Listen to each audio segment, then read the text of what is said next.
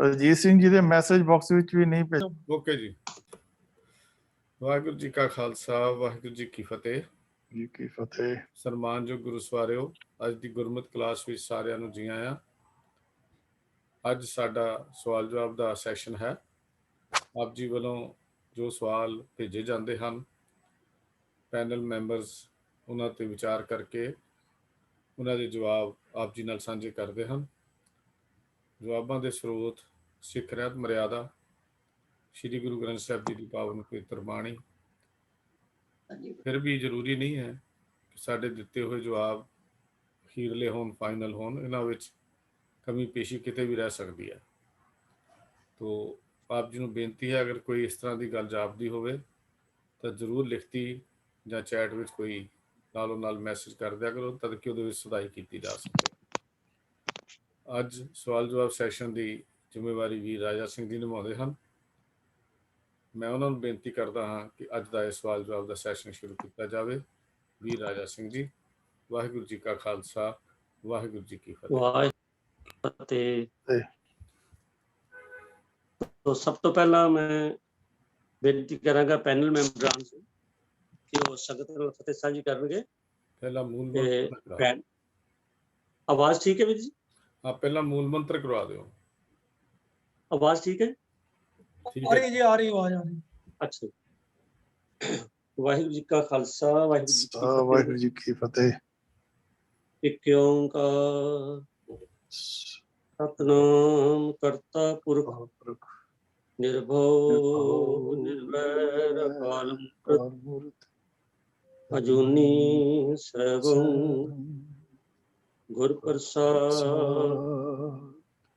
वाहिगुरू वाहिगुरू वाहिगुरू वाहिगुरू वाहिगुरू।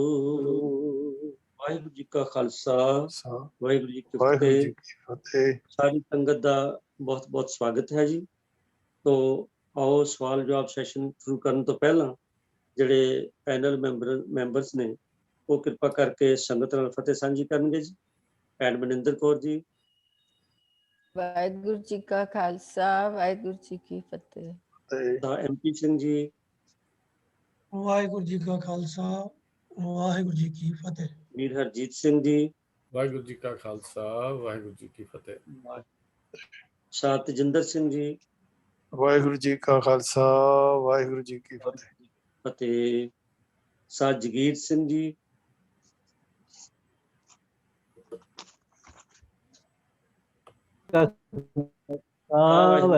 वाहिगुरू जी की फतेह। हाजी शाह किकर सिंह जी। वो आज बाहर गए नहीं जी, जाना जी का खालसा, वाहिगुरू जी की फतेह। वाहिगुरू जी की फतेह जी। ਸ੍ਰਿਚਰਵਾਰ ਨੂੰ ਪੈਨਲ ਮੈਂਬਰ ਸਾਰੇ ਮਿਲ ਕੇ ਜੋ ਵੀ ਉਹਨਾਂ ਦਾ ਜਵਾਬ ਸਾਡੇ ਕੋਲ ਬਣ ਸਕਿਆ ਉਹ ਆਪ ਜੀ ਨਾਲ ਅਸੀਂ ਅੱਜ ਸਾਂਝਾ ਕਰਨ ਲੱਗੇ ਹਾਂ ਜੀ। ਤੋ ਵਾਰ-ਵਾਰੀ ਇੱਕ ਸਵਾਲ ਲੈਣੇ ਆ। ਇੱਕ ਸਵਾਲ ਪਿੱਛੇ ਸਾਬਕਾ ਕੀਰਤਨ ਸਿੰਘ ਜੀ ਜਦ ਕਰ ਰਹੇ ਸਨ ਪ੍ਰੋਗਰਾਮ, ਤਾਂ ਗਰੁੱਪ ਚੈਟ ਵਿੱਚ ਸਰਦਾਰ ਗੁਰਦੇਵ ਸਿੰਘ ਜੰਮੂ ਵੱਲੋਂ ਉਹਨਾਂ ਨੇ ਇੱਕ ਸਵਾਲ ਪਾਇਆ ਸੀ ਕਿ 5 ਪ੍ਰਸ਼ਾਦਾਂ ਦਾ ਕੀ ਸਰੋਤ ਹੈ।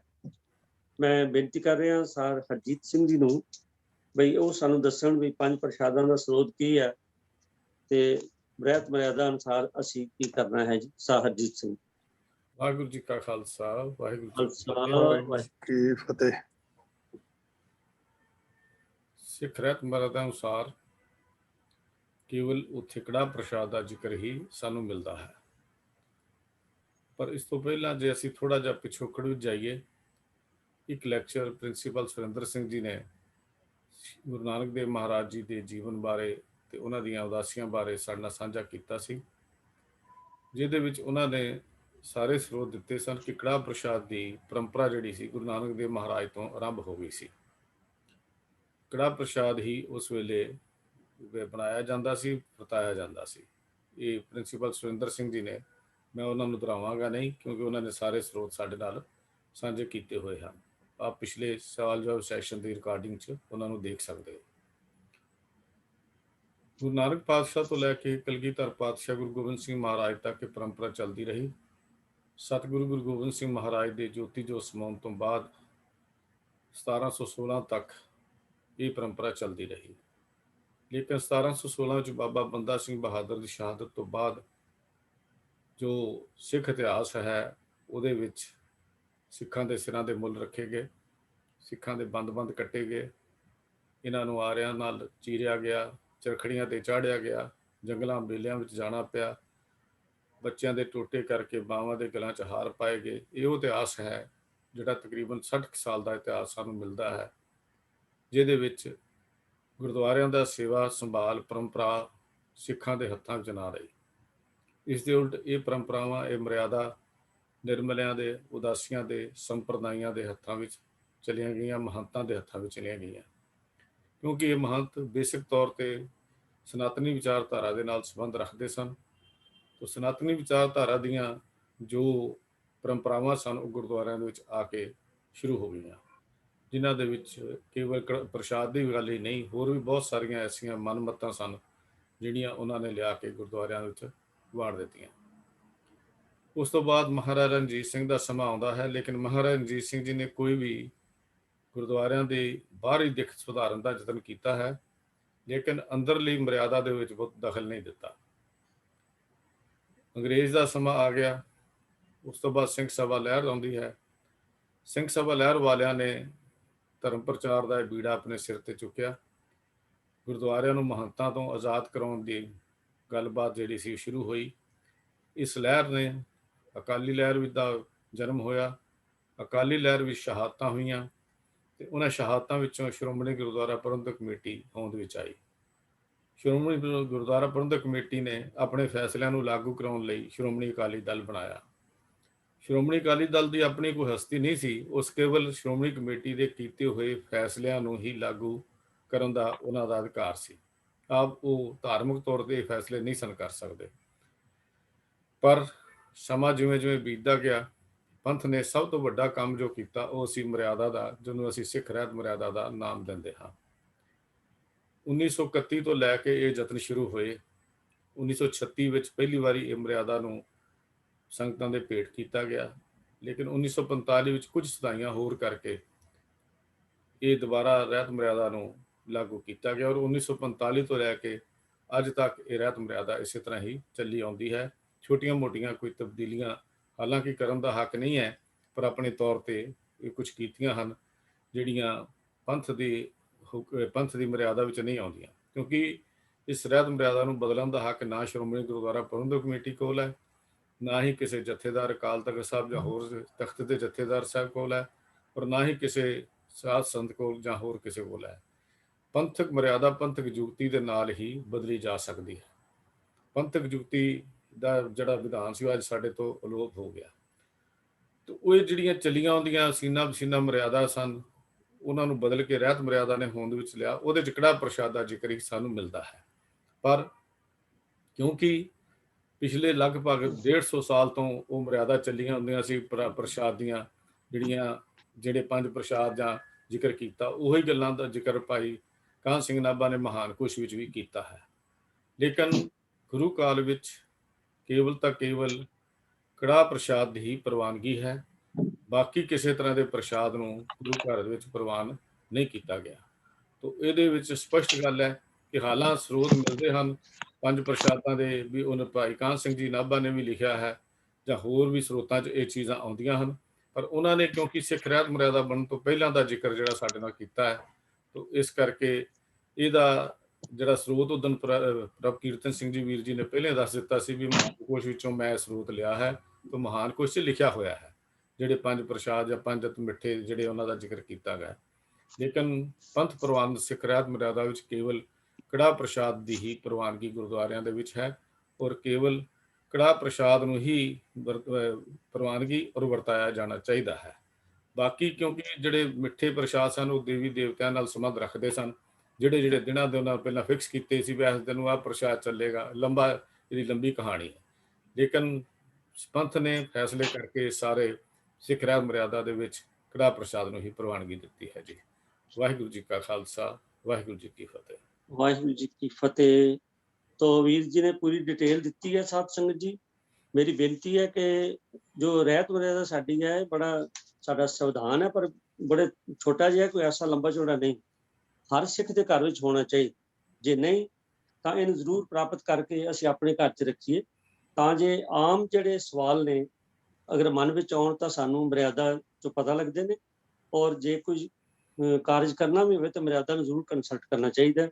ਬਕਾਇਦਾ ਕੜਾਹ ਪ੍ਰਸ਼ਾਦ ਦੇ ਨਾਂ ਦਾ ਸਿਰਲੇਖ ਹੈ, ਜਿਹਦੇ 'ਚ ਪੂਰੀ ਡਿਟੇਲ ਸੀ ਇਹ ਪ੍ਰਸ਼ਾਦ ਬਣਾਉਣਾ ਕਿਵੇਂ ਹੈ, ਔਰ ਉਹਦੇ 'ਚ ਇਹ ਵੀ ਲਿਖਿਆ ਕਿ ਵਰਤਾਉਣ ਤੋਂ ਪਹਿਲਾਂ 5 ਸਿੰਘਾਂ ਦਾ ਗੱਫਾ ਜਿਹੜਾ ਉਹ ਕੱਢਣਾ।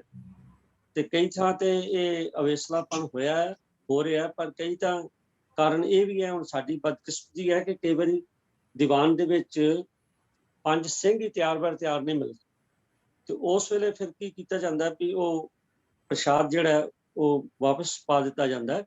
ਪਰ ਘੱਟੋ ਘੱਟ ਛਾਂਦਾ 5 ਸਿੰਘਾਂ ਦਾ ਕੱਢਣਾ ਜ਼ਰੂਰ ਚਾਹੀਦਾ। ਤੇ ਸਤਿਗੁਰੂ ਕਿਰਪਾ ਕਰੇ ਸਾਡੇ ਸਭ 'ਚ ਚੜ੍ਹਦੀ ਕਲਾ ਆਵੇ, ਔਰ ਇਹ ਨਾ ਹੋਣਾ ਚਾਹੀਦਾ ਸਾਨੂੰ ਸੁਣਨਾ ਵੇਖਣਾ ਪਵੇ ਕਿ 5 ਸਿੰਘ ਹੀ ਨਹੀਂ ਲੱਭਦੇ ਜੀ ਜਿਹਨਾਂ ਨੂੰ ਆਪਾਂ ਇਹ ਜਿਹੜਾ ਗੱਫਾ ਹੈ 5 ਦਾ ਕੱਢਿਆ ਦਿੱਤਾ ਜਾਏ। ਤੋ ਖੈਰ ਵੀਰ ਜੀ, ਆਪ ਜੀ ਦਾ ਬਹੁਤ ਬਹੁਤ ਧੰਨਵਾਦ ਹੈ। ਬੜੇ ਠੀਕ ਤਰੀਕੇ ਨਾਲ ਮਰਿਆਦਾ ਦੇ ਆਧਾਰਿਤ ਆਪ ਜੀ ਨੇ ਸਾਨੂੰ ਜਵਾਬ ਦੱਸਿਆ, ਧੰਨਵਾਦ। ਤੋ ਸਾਧ ਸੰਗਤ ਜੀ, ਅਗਲਾ ਸਵਾਲ ਜਿਹੜਾ ਹੈ ਉਹ ਵੀ ਗਰੁੱਪ ਚੈਟ ਵਿੱਚ ਵੀ ਟੀਪੀ ਸਿੰਘ ਜੀ ਨੇ ਪਾਇਆ ਸੀ ਕਿ ਗੁਰੂ ਗ੍ਰੰਥ ਸਾਹਿਬ ਵਿੱਚ ਕਿੰਨੀਆਂ ਧੁਨੀਆਂ ਹਨ। ਤੋ ਕਿੰਨੀਆਂ ਧੁਨੀਆਂ ਨੇ ਇਹਨਾਂ ਦਾ ਜ਼ਿਕਰ, ਇਹਨਾਂ ਦੀ ਡਿਟੇਲ ਜਿਹੜੀ ਹੈ ਉਹ ਮੈਂ ਬੇਨਤੀ ਕਰ ਰਿਹਾ ਭੈਣ ਮਨਿੰਦਰ ਕੌਰ ਜੀ ਨੂੰ, ਉਹ ਆਪਣੇ ਆਪ ਨੂੰ ਅਨਮਿਊਟ ਕਰ ਲੈਣ ਔਰ ਇਹ ਗੁਰੂ ਗ੍ਰੰਥ ਸਾਹਿਬ ਵਿੱਚ ਜਿਹੜਾ ਧੁਨੀਆਂ ਦਾ ਜ਼ਿਕਰ ਹੈ ਉਹਦਾ ਸਾਨੂੰ ਥੋੜਾ ਸੰਖੇਪ ਜਿਹਾ ਵੇਰਵਾ ਦੇ ਦੇਣ। ਭੈਣ ਮਨਿੰਦਰ ਕੌਰ ਜੀ। ਵਾਹਿਗੁਰੂ ਜੀ ਕਾ ਖਾਲਸਾ, ਖਾਲਸਾ, ਵਾਹਿਗੁਰੂ ਜੀ ਕੀ ਫਤਿਹ। ਹਾਂਜੀ, ਜਿਹੜਾ ਕਿ ਸਾਡਾ ਸਵਾਲ ਹੈ ਧੁਨੀਆਂ ਤੋਂ ਰਿਲੇਟਡ ਹੈ, ਪਰ ਉਸ ਨੂੰ ਜਾਂ ਸਮਝਣ ਤੋਂ ਪਹਿਲਾਂ ਸਾਨੂੰ ਧੁਨੀਆਂ ਦਾ ਸੰਬੰਧ ਜਾਣਨਾ ਜ਼ਰੂਰੀ ਹੈ ਕਿ ਧੁਨੀਆਂ ਦਾ ਸੰਬੰਧ ਵਾਰਾਂ ਤੋਂ ਹੈ, ਤੇ ਵਾਰਾਂ ਯੁੱਧ ਕਲਾ ਨੂੰ ਪੌੜੀ ਵਿੱਚ ਗਾਇਨ ਕਰਨ ਦੀ ਕਲਾ ਨੂੰ ਕਿਹਾ ਜਾਂਦਾ ਹੈ। ਲੋਕ ਪਰੰਪਰਾ ਤੇ ਆਧਾਰਿਤ ਵਾਰ ਨੂੰ ਇੱਕ ਕਾਵਿ ਰੂਪ ਵਜੋਂ ਜਾਣਿਆ ਜਾਂਦਾ ਹੈ। ਸੰਸਕ੍ਰਿਤ ਵਿੱਚ ਇਸ ਦੇ ਕਈ ਅਰਥ ਕੀਤੇ ਮਿਲਦੇ ਹਨ, ਪਰ ਪੰਜਾਬੀ ਸਾਹਿਤ ਵਿੱਚ ਵਾਰ ਉਸ ਨੂੰ ਕਿਹਾ ਜਾਂਦਾ ਹੈ ਜਿਸ ਵਿੱਚ ਕਿਸੇ ਮਹਾਨ ਯੋਧੇ ਦੀ ਵੀਰਤਾ ਦਾ ਜਾਂ ਚੰਗੇ ਜੀਵਨ ਵਾਲੇ ਮਨੁੱਖ ਦੀ ਸ਼ੂਰਵੀਰਤਾ ਦਾ ਵਰਣਨ ਕੀਤਾ ਜਾਂਦਾ ਹੈ, ਜਾਂ ਰਣਭੂਮੀ ਵਿੱਚ ਉਹਨਾਂ ਦੇ ਦਿਖਾਏ ਕਰਤਬਾਂ ਦਾ ਹਵਾਲਾ ਮਿਲਦਾ ਹੋਵੇ। ਤੇ ਵਾਰ ਜਿਹੜੀ ਹੈ ਵੀਰ ਰਸ ਭਰਪੂਰ ਹੁੰਦੀ ਹੈ। ਵਾਰ ਵਿੱਚ ਪੌੜੀ ਹੁੰਦੀ ਹੈ, ਇਹ 5 ਜਾਂ 7 ਪੰਕਤੀਆਂ ਦੀ ਹੁੰਦੀ ਹੈ, ਤੇ ਅਖੀਰਲੀ ਪੰਕਤੀ ਵਿੱਚ ਜ਼ਿਆਦਾ ਕਰਕੇ ਪੌੜੀ ਦਾ ਸਾਰਾਂਸ਼ ਹੁੰਦਾ ਹੈ। ਸ਼੍ਰੀ ਗੁਰੂ ਗ੍ਰੰਥ ਸਾਹਿਬ ਜੀ ਵਿੱਚ 17 ਰਾਗਾਂ ਵਿੱਚ 22 ਵਾਰਾਂ ਹਨ। ਇਹਨਾਂ ਵਿੱਚੋਂ ਇੱਕ ਸੱਤੇ ਅਤੇ ਬਲਵੰਡ ਦੀ ਰਾਗ ਰਾਮਕਲੀ ਅਤੇ 21 ਵਾਰਾਂ ਗੁਰੂ ਸਾਹਿਬਾਨ ਦੁਆਰਾ ਉਚਾਰਨ ਕੀਤੀਆਂ ਹੋਈਆਂ ਹਨ। ਤੇ ਗੁਰੂ ਨਾਨਕ ਸਾਹਿਬ ਜੀ ਦੀਆਂ 3 ਵਾਰਾਂ ਹਨ, ਵਾਰ ਮਲਾਰ, ਮਾਝ ਹੋਰ ਆਸਾ। ਉਹ ਗੁਰੂ ਅਮਰਦਾਸ ਸਾਹਿਬ ਜੀ ਦੀਆਂ 4 ਵਾਰਾਂ ਹਨ, ਗੁਜਰੀ, ਸੂਹੀ, ਰਾਮਕਲੀ ਹੋਰ ਮਾਰੂ। ਗੁਰੂ ਰਾਮਦਾਸ ਸਾਹਿਬ ਜੀ ਦੀਆਂ 8 ਵਾਰਾਂ ਹਨ, ਵਾਰ ਸ੍ਰੀ ਰਾਗ ਗੌੜੀ, ਬਿਹਾਗੜਾ, ਵਡਹੰਸ, ਬਿਲਾਵਲ, ਕਾਨੜਾ, ਸੋਰਠ ਹੋਰ ਸਾਰੰਗ। ਤੇ ਗੁਰੂ ਅਰਜਨ ਸਾਹਿਬ ਜੀ ਦੀਆਂ 6 ਵਾਰਾਂ ਹਨ, ਗੌੜੀ ਗੁਜਰੀ, ਜੈਤਸਰੀ, ਰਾਮਕਲੀ, ਮਾਰੂ, ਵਸੰਤ। ਅਤੇ ਭਾਈ ਸੱਤੇ ਬਲਵੰਡ ਦੀ ਇੱਕ ਵਾਰ ਹੈ ਜੋ ਕਿ ਰਾਮਕਲੀ ਦੀ ਵਾਰ ਦੇ ਨਾਮ ਨਾਲ ਜਾਣੀ ਜਾਂਦੀ ਹੈ। 22 ਵਾਰਾਂ ਵਿੱਚੋਂ 9 ਵਾਰਾਂ ਉੱਪਰ ਇਹਨਾਂ ਵਾਰਾਂ ਨੂੰ ਗਾਇਨ ਕਰਨ ਲਈ ਜਿਹੜੀਆਂ ਧੁਨਾਂ ਉਹ ਦਿੱਤੀਆਂ ਗਈਆਂ ਹਨ, ਉਹਨਾਂ ਨੂੰ ਧੁਨਾਂ ਅਨੁਸਾਰ ਗਾਇਨ ਕਰਨ ਦਾ ਆਦੇਸ਼ ਦਿੱਤਾ ਗਿਆ ਹੈ। ਤੇ ਪਹਿਲੀ ਹੈ ਵਾਰ ਮਾਝ ਹੈ।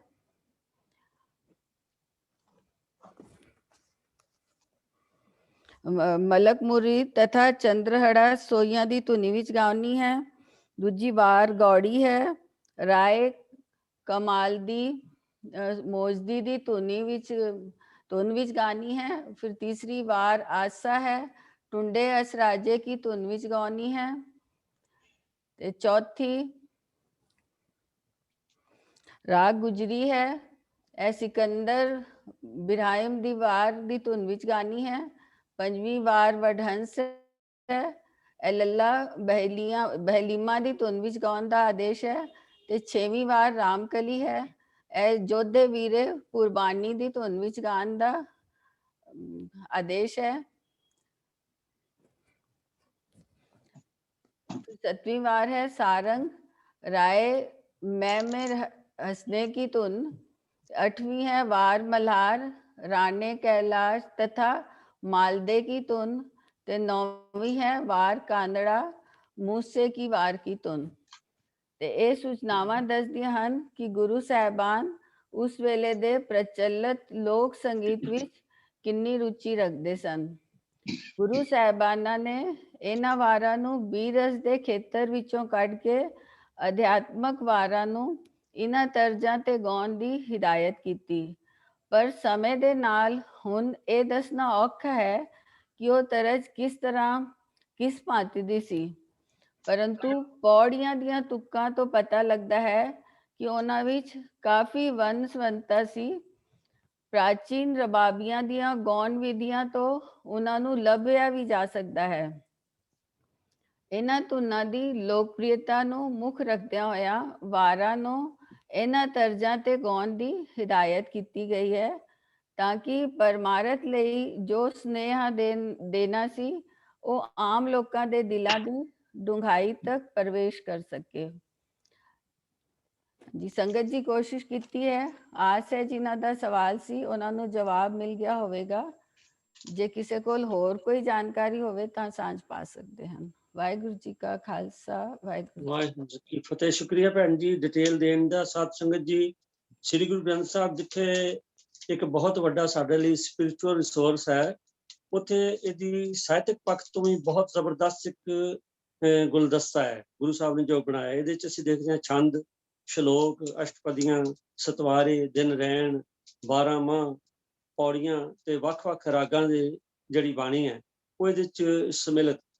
ਤੋ ਜਿੱਥੇ ਇਹ ਮੈਂ ਬੇਨਤੀ ਕੀਤੀ ਹੈ ਕਿ ਆਤਮਿਕ ਉਚਾਈ ਲਈ ਸਾਨੂੰ ਇੱਕ ਬਹੁਤ ਵੱਡਾ ਸਾਡੇ ਲਈ ਇਹ ਟੌਨਿਕ ਹੈ, ਉੱਥੇ ਨਾਲ ਹੀ ਇਹ ਸਾਹਿਤਕ ਪੱਖੋਂ ਵੀ ਇੱਕ ਬਹੁਤ ਵਧੀਆ ਨਮੂਨਾ ਜਿਹਦੀ ਕੋਈ ਵੀ ਅੱਜ ਤੱਕ ਬਰਾਬਰੀ ਨਹੀਂ ਕਰ ਸਕਿਆ ਕੋਈ ਵੀ ਹੋਰ ਐਸਾ ਲਿਖਤ। ਤੋ ਅਸੀਂ ਖੁਸ਼ਕਿਸਮਤ ਹਾਂ ਕਿ ਸਾਨੂੰ ਸਤਿਗੁਰਾਂ ਨੇ ਸ੍ਰੀ ਗੁਰੂ ਗ੍ਰੰਥ ਸਾਹਿਬ ਸ਼ਬਦ ਗੁਰੂ ਦੇ ਲੜ ਲਾਇਆ, ਜਿਹਦੇ 'ਚ ਇੰਨੀਆਂ ਕਮਾਲ ਦੀਆਂ ਚੀਜ਼ਾਂ। ਤੋ ਸਾਨੂੰ ਲੋੜ ਹੈ ਕਿ ਗੁਰੂ ਗ੍ਰੰਥ ਸਾਹਿਬ ਜੀ ਨੂੰ ਜਿੰਨਾ ਵੀ ਬਾਚੀਏ ਉਨਾ ਹੀ ਥੋੜ੍ਹਾ। ਸਾਰੀ ਉਮਰ ਇੱਕ ਸਿੱਖ ਨੇ ਸਿੱਖਦੇ ਰਹਿਣਾ ਔਰ ਸਾਡਾ ਸਿਖਾਉਣ ਵਾਲਾ ਧੰਨ ਧੰਨ ਸ੍ਰੀ ਗੁਰੂ ਗ੍ਰੰਥ ਸਾਹਿਬ ਸ਼ਬਦ ਗੁਰੂ। ਧੰਨਵਾਦ ਭੈਣ ਜੀ ਇੱਕ ਵਾਰ ਫੇਰ ਆਪ ਜੀ ਦਾ। ਤੋ ਸਾਧ ਸੰਗਤ ਜੀ, ਬਹੁਤ ਸਾਰੀਆਂ ਕਈ ਐਸੀਆਂ ਗੱਲਾਂ ਨੇ ਜਿਹੜੀਆਂ ਸਾਡੀਆਂ ਰੋਜ਼ਮर्रा ਦੇ ਜੀਵਨ ਨਾਲ ਸੰਬੰਧਿਤ ਨੇ। ਔਰ ਜਿਸ ਤਰ੍ਹਾਂ ਮੈਂ ਹੁਣੇ ਪਹਿਲੇ ਬੇਨਤੀ ਕੀਤੀ ਸੀ ਕਿ ਰਹਿਤ ਮਰਿਆਦਾ ਸਾਡਾ ਸੰਵਿਧਾਨ ਹੈ। ਹਰ ਸਿੱਖ ਦੇ ਘਰ ਵਿੱਚ ਰਹਿਤ ਮਰਿਆਦਾ ਹੋਣੀ ਬੜੀ ਜ਼ਰੂਰੀ ਹੈ ਤਾਂ ਜੇ ਅਸੀਂ ਉੱਥੋਂ ਦੇਖ ਸਕੀਏ ਕਿ ਅਸੀਂ ਕਿਹੜਾ ਕੰਮ ਜਿਹੜਾ ਕਿਵੇਂ ਕਰਨਾ ਹੈ।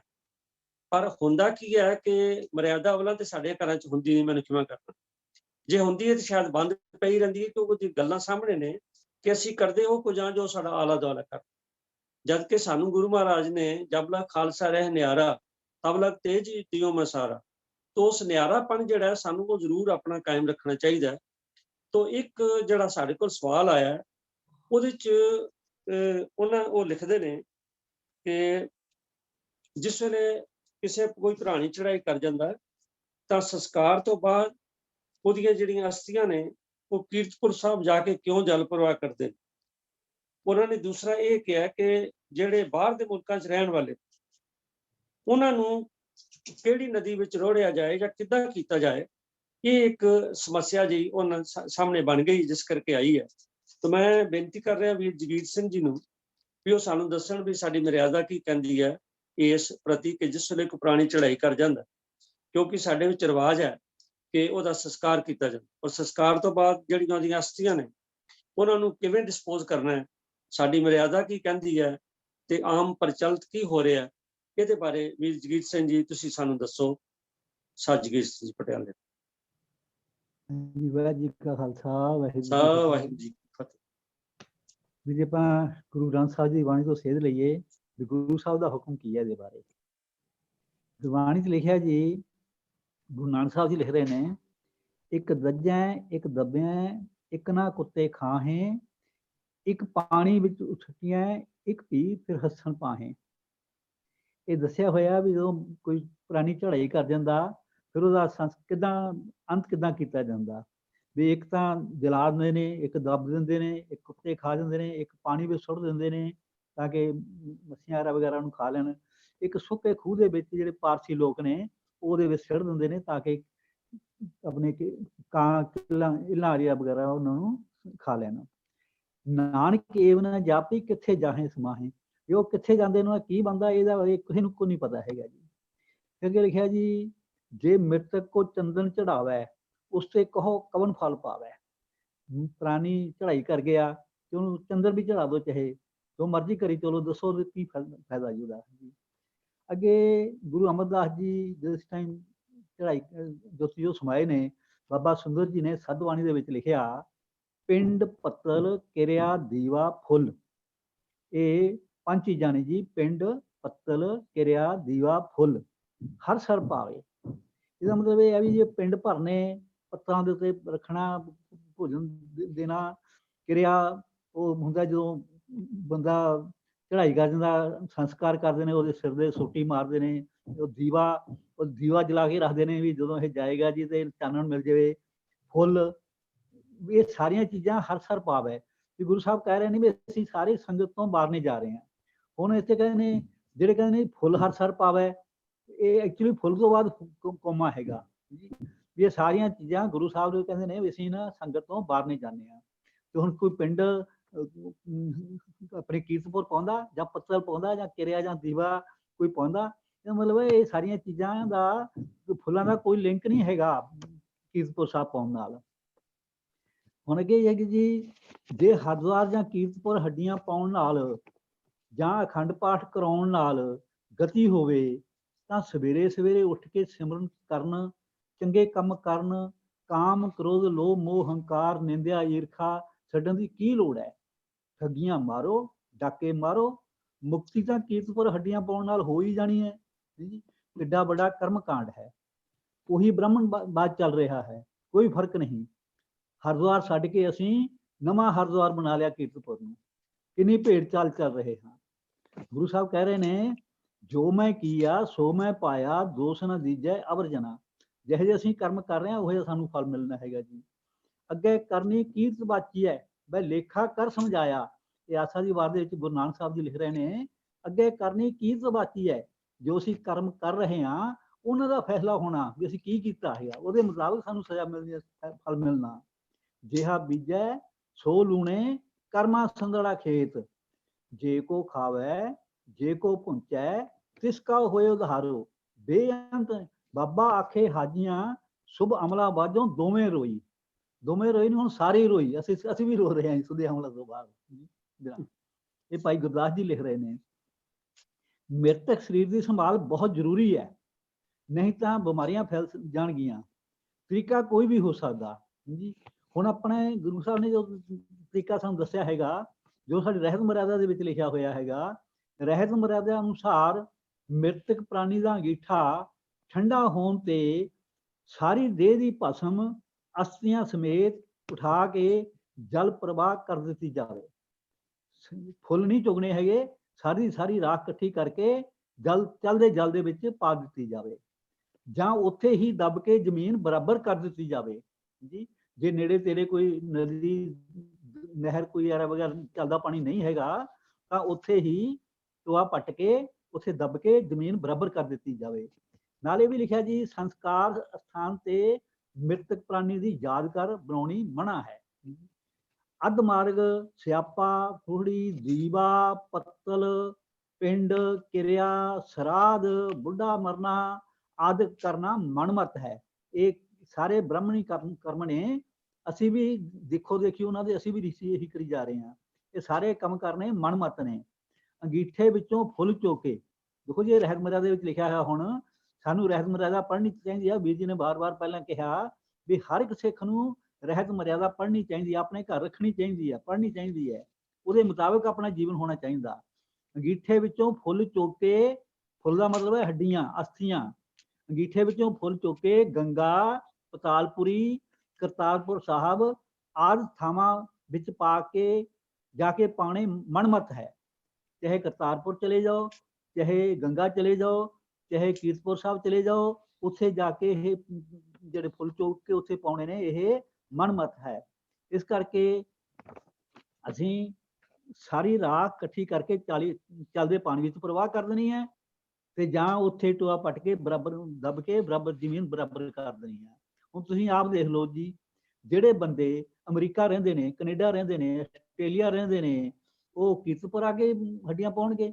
ਜੇ ਕੀਰਤਪੁਰ ਆ ਕੇ ਉੱਥੇ ਗਤੀ ਹੁੰਦੀ ਹੈ, ਮੁਕਤੀ ਹੁੰਦੀ ਹੈ, ਫਿਰ ਤਾਂ ਲੋੜ ਹੀ ਨਹੀਂ ਇੰਨੀ ਤਪੱਸਿਆ ਕਰਨ ਦੀ। ਸਾਰੇ ਕੰਮ ਔਖੇ ਨੇ, ਫਿਰ ਤਾਂ ਠੱਗੀਆਂ ਮਾਰੋ, ਮਾੜੇ ਕੰਮ ਕਰੋ, ਜੋ ਕਿਉਂਕਿ ਗਤੀ ਤਾਂ ਹੋ ਹੀ ਜਾਣੀ ਹੈ।